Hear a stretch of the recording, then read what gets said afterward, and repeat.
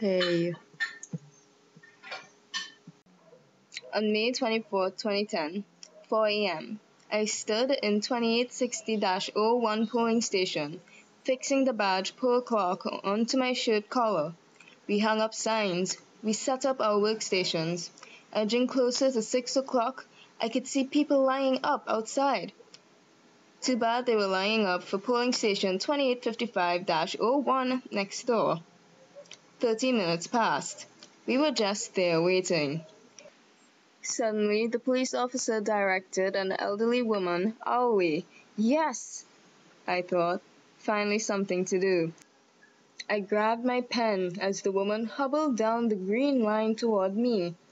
But then my colleague, the red line clerk, called her and beckoned her that way. I was irritated because that voter was mine.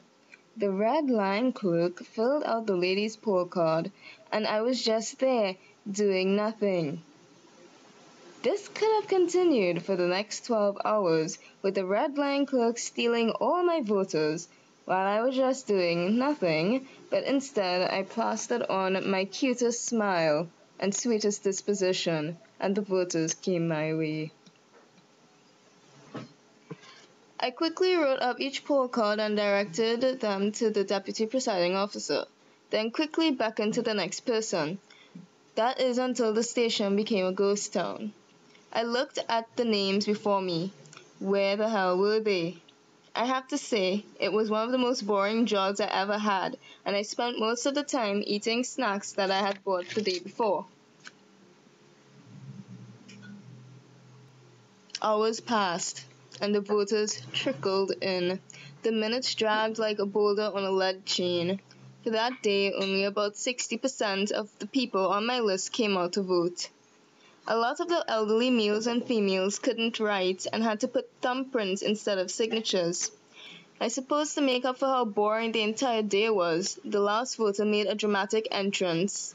4 minutes before we had to close the poll, he was running down the road yelling, "Wait, wait." He had no ID or poll card, but he was registered, and we found his name and picture in the unit register. I wrote him up a poll card.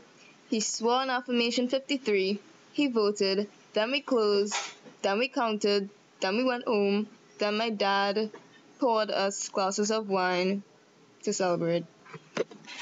And then that's how the voting was. Okay, I'm done now.